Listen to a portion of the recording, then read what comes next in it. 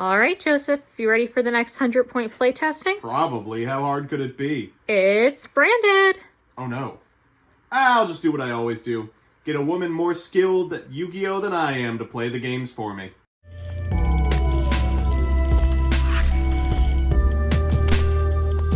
Good afternoon, Genesys gamers! I'm MBT, and this is 100-point playtesting. Well, we've got our first event post-list, and it was a real barn burner. At the UK Genesys Open this past weekend, we were treated to 8 different decks in the top 8. But I want to talk about the one I'm most excited for in the upcoming format, SPRINGANS Branded.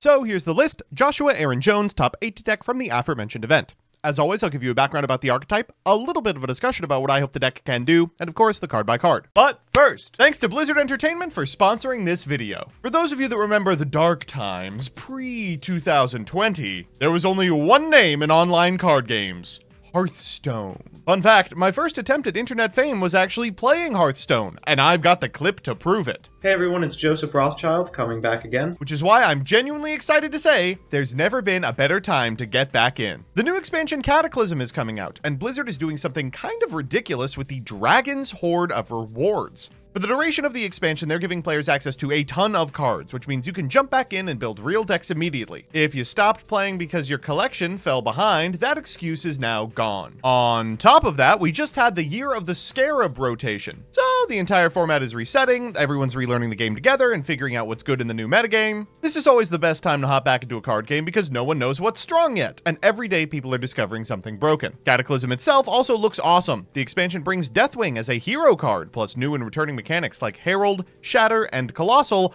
all wrapped up in a big Warcraft-themed event with cinematics and over-the-top gameplay moments. The catch is that these trial cards are only available for a limited time, so if you've been thinking about coming back, clock's ticking. Use the link in the description to download and play Hearthstone for free on PC or mobile, and check out the Cataclysm expansion. I'm actually going to be playing some Hearthstone on stream this week, so stop by to see how washed I've gotten after all these years. Thanks again to Blizzard Entertainment for the sponsor, and now, back to the video. With that, let's begin with Branded. Branded's a deck that's gone through a half-dozen point adjustments, and it's not hard to see why. With nearly as many cards as Hero, this deck just won't quit no matter what you ban. At present, Branded Fusion is prohibitively expensive, and Walbaz is unfortunately so highly pointed that a playset will cost very nearly your entire point total. But we don't have to play the entire playset. By being very deliberate with our pointage and maxing out on free search spells, we can end up with this, a lore deck that would make Konami extend the Chronicles for another 8 seasons. By using Walbaz to get to Merrymaker and Sargassing our way through Tally-Ho, we can get just enough material on board to end on a bevy of powerful fusion monsters. And failing that, we're just playing Branded. So with that, let's get into the card by card. First up, our one-ofs. We've got an Albion the Shrouded Dragon, an Aluber the Jester of Despia, a Fallen of Albaz, a Sprigans kit, and another Sprigans kit, this time with the Tri-Brigade subtype. We're also playing 3 copies of Gemnite Neprim and 1 copy of Gemnite Quartz. This card's great going second, but it's also good going first, just as a mechanism to make a 4. After that, we're playing 3 copies of Herald of Greenlight and 3 copies of Herald of Orangelight. This is pretty common in decks nowadays. Anything that can theoretically be playing these zero-pointed hand traps probably should be. These benefit from having other fairies in your deck, and what do you know, the Gem Knights are fairies, as are the single-pointed Keldos and Mudoras. In fact, if you are searching for like 12 cards to throw into your deck, 3 Mudora, 3 Keldo, Herald, and Herald is not a bad option. After that, we've got 3 copies of Branded and High Spirits, which does search our Walbaz, 3 copies of Branded Opening, a Tally-Ho Sprigans, a Branded in White replacing the Branded Fusion.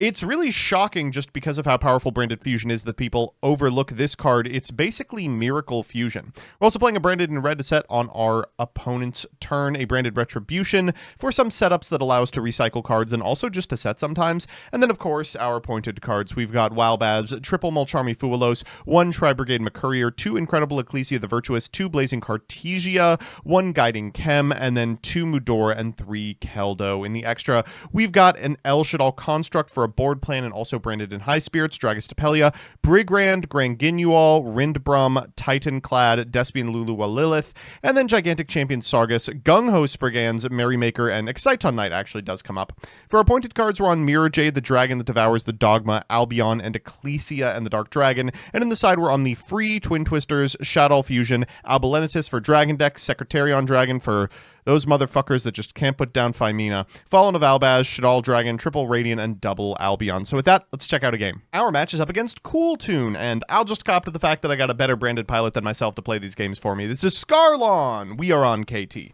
She's going to begin with a copy of Ecclesia the Virtuous. That's going to tag into a Wildbaz who will bring out from deck another Ecclesia the Virtuous, and then afterwards we'll activate the effect of the Cartesia in Grip. From here, we can overlay for a Spriggan's Merrymaker, whose effect will trigger, sending a Tri-Brigade Spriggan's Kit, and then that effect will trigger bringing back the Virtuous. From here, we'll go into Gigantic Champion Sargus and activate the effect of the Cartesia on board to make a Grand Ginual and bin a copy of Albion. Afterwards, we can activate the Tally-Ho Spriggans in order to grab a kit, summon the kit, the Merrymaker, and the Tri-Brigade Spriggan's Kit from Graveyard in order to activate the effect of the kit and grab a branded opening, shuffling back the Fuwalos we probably won't need. From here, we can overlay for a Gung-Ho Spriggans and activate branded opening for an Aluber the Boober of Duber, activate its effect for the Miracle Fusion, and then afterwards, we can just go ahead and fire this copy of Gung-Ho Spriggans in order to grab McCourier. Afterwards, we have the requisite material on field for a cool fusion summon, so we'll brand it in white into Mirror Jade using the Merrymaker. Then afterwards, we'll proceed to end phase and resolve pretty much every effect in the universe, cycling back the Virtuous and branded in red and Cartesia, plussing just a million here. It's unlikely our opponent's going to be able to mount anything here. They're going to begin with a copy of Stone Sweeper into Rico. They'll normal summon that Rico, then activate the effect, which tells me this hand is not particularly powerful. We'll go for the Mirror Jade here. We don't get to negate the effect of the Rico, but we do get to get it off the field to prevent a Synchro summon. We'll go for branded in red afterwards in order to cycle into a copy of Predaplant Dragostapelia as they go for a Synchro Overdrive in order to summon out a Cool Tune Mix. We'll activate the effect of our Dragostapelia not only to negate the mix, but also to set it to 1, which prevents them from Synchro summoning profitably. Then at end step, we can cycle back our monster. We'll draw for turn. It's a Retribution. Should just be a hop, skip, and a jump to lethal. We'll try to leave main. They're going to go from Clip into Remix using a copy of Mix in hand. Though we do get to contest that, they can resolve the effect of the Mix, summoning back a copy of Mix and grabbing a Clip as well. From here, they'll activate the effect of the Mix. We will set it to 1, and then we'll just go to battle phase. They'll scoop it up, and we'll go to game 2. So that's how the deck performs on the play, but what does it do on the draw? Well, this is kind of a frustrating hand from us, though we do have a power spell and some cards that are great for going second. We kind of need this to end their turn. It doesn't. They're going to go for a Synchro Overtake, revealing an RS for Rico, trigger the effect of the Rico, and grab from deck to hand a Clip. From here, we probably are going to have a rough go of it. They'll be able to go into Trackmaker, and kind of regrettably, they'll be disincentivized from making Remix, for which we have a pretty decent out, just by virtue of the fact that we sent a Keldo off of our Herald of Orange Light. Here they'll go for a Synchro for a Clip, and then afterwards they're just going to be able to perform a Synchro Summon for said Remix, triggering the effect of the Clip in the process and banishing the Tally-Ho. Yep, that's disastrous. We'll draw for turn. I mean, the Branded in High Spirits is not bad. We'll go ahead and pitch this other copy of Herald of Orange Light for a Wildbaz, then we'll just proceed to the main phase. Let's begin by activating the Wildbaz and summoning it, using its on-field effect in order to summon an Ecclesia the Virtuous. They're going to go for Cool Tune Playlist here. We are going to let it resolve because we don't want to have to contest anything before the Remix. We'll go for the Keldo here, shuffling back as much as possible in order to prevent the Remix from being profitable, but they'll activate Clip in order to go into Loudness War, which enables them to keep force off my side of the field so that we can't go for Merrymaker. They'll bring back the Mix and go into Trackmaker, triggering the effect of the Mix and the effect of the Trackmaker. We'll activate the effect of the Virtuous, which allows them to activate the Loudness War and leaves us with fat nothing.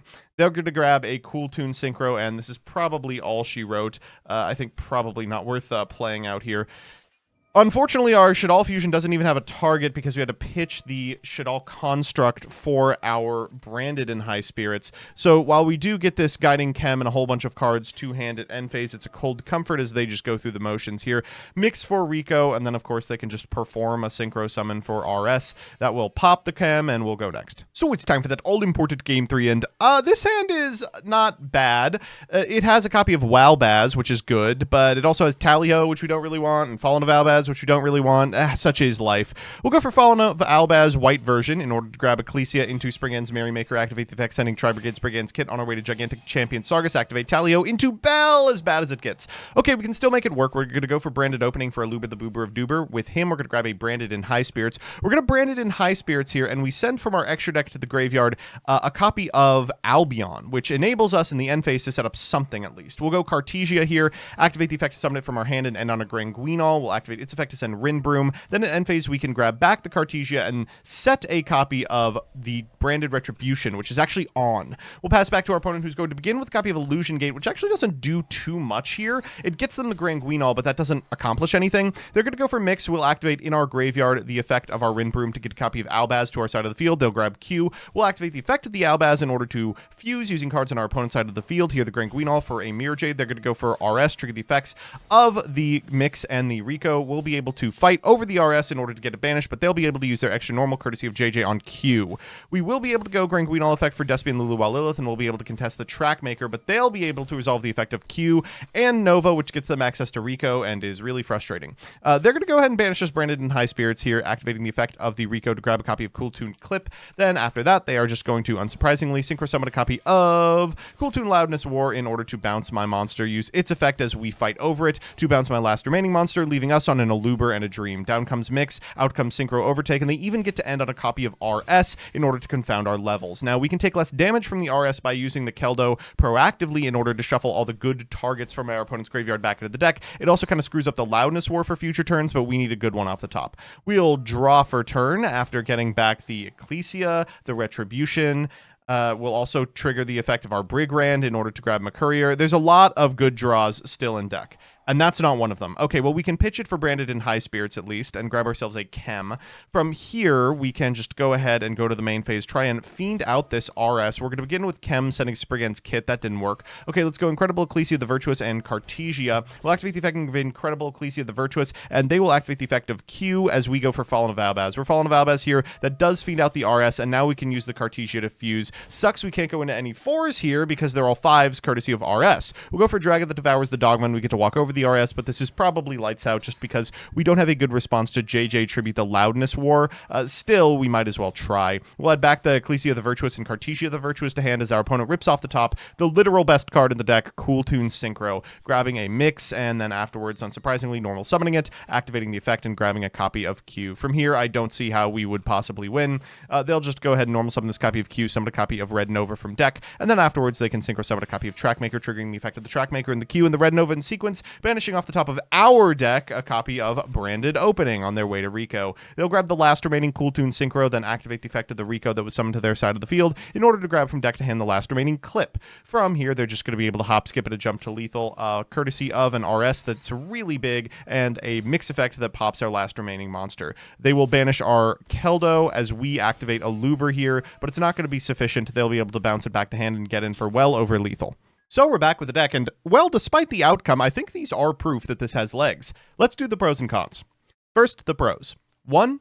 The deck's insanely capable. From any of the rank 4 engines, you get to a huge setup combo that ends on more points of interruption than any deck can handle. 2, you get to play the Heralds. This is a pretty consistent theme among the top strategies these days, but the availability of the balls in particular is a really critical part of any deck worth its salt. And 3, despite the one-ofs, there's almost no hands that do nothing. Even that first hand that was almost all garnets was good enough to get there. And the cons. 1, it's hard. This is without question the hardest Genesys deck I've ever sat down with. The lines are not linear, your decisions are extremely hard, and the availability of cards is not guaranteed. 2, while it's always difficult to figure out what to negate in Branded, this build has a big, glowing kill me button on Captain Sargus, and he loses to everything. Spot Negation, Bell the Tallyho, Ghost Ogre on Merrymaker, and 3, RS almost specifically. The level modulation combined with negation of power spells is kind of too much for this deck to handle. All in all, this deck's amazing, but start practicing now. You thought you were getting out of here without me reminding you to play Cataclysm? Once again, a huge thanks to Blizzard Entertainment for sponsoring this video. Please use my link in the description or check out the QR code displayed wherever to check out the new Cataclysm expansion for Hearthstone today. Okay, bye-bye.